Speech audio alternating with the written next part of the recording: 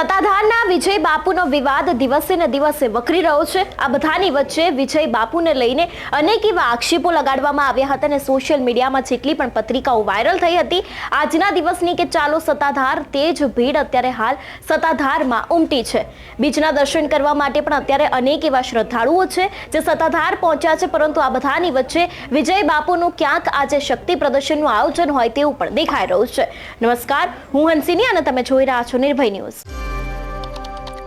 સત્તાધારનો વિવાદ દિવસે ને દિવસે વકરી રહ્યો છે। અનેક એવા સાધુ સંતો મહંતો એક બાદ એક પોતાનું નિવેદન આપી રહ્યા છે। ચાલો સત્તાધાર કરીને બીજના દર્શન માટેની અનેક એવી પત્રિકાઓ સોશિયલ મીડિયામાં વાયરલ થઈ હતી અને તેની જ અસર અત્યારે હાલ સત્તાધારમાં જોવા મળી રહી છે। અત્યારે હાલ સત્તાધારમાં અનેક એવા શ્રદ્ધાળુઓ છે જે ત્યાં પહોંચી રહ્યા છે। એટલું જ નહીં, બીજના દર્શનને લઈને અત્યારે હાલ શ્રદ્ધાળુઓ વિજય બાપુને પગે લાગી રહ્યા છે, પરંતુ આ બધાની વચ્ચે એવું કહેવામાં આવી રહ્યું છે કે વિજય બાપુનું આ કોઈ શક્તિ પ્રદર્શન છે અને આજે તેમના માટે લગભગ અગ્નિ પરીક્ષા હોઈ શકે છે।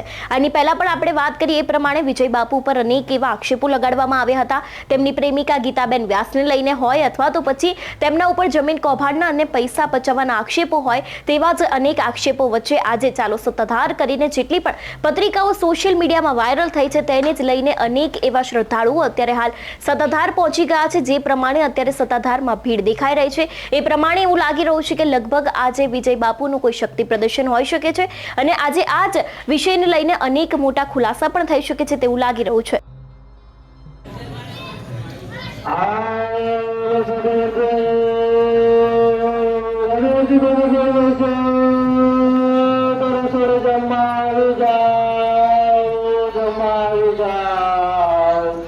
હાલો બાપા જમાવી જાય, હાલો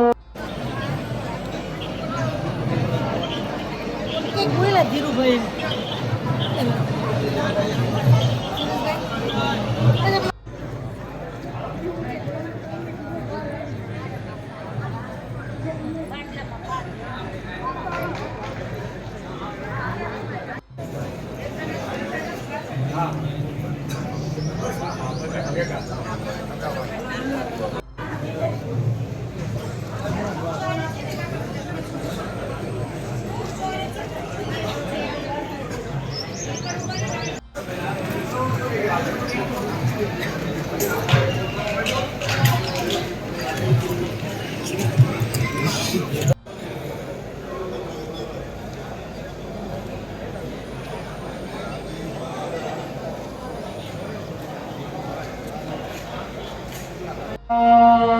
કે મને નાવનો પર કે બારોબાર જાઓ ગાદી રસોડું જમાવી જાય।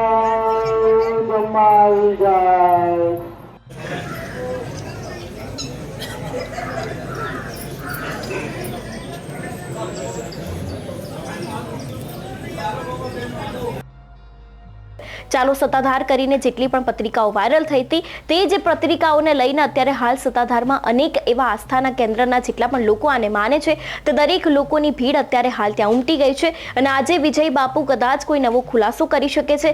એટલું જ નહીં, ગીતાબેન કોણ છે, ગીતાબેનનો જે વહીવટ છે સત્તાધારનો તે તેમની સાથે કેવી રીતે આવ્યો, તે દરેક વાતને લઈને આજે પણ કદાચ કોઈક નવા મોટા ખુલાસા થઈ શકે છે તેવું લાગી રહ્યું છે। તમારું શું માનવું છે આ વિષયને લઈને અમને કમેન્ટ કરીને ચોક્કસથી જણાવજો। તેની સાથે જ મારી ચેનલ નિર્ભય ન્યૂઝને લાઇક, શેર અને સબસ્ક્રાઇબ કરવાનું ભૂલશો નહીં। નમસ્કાર।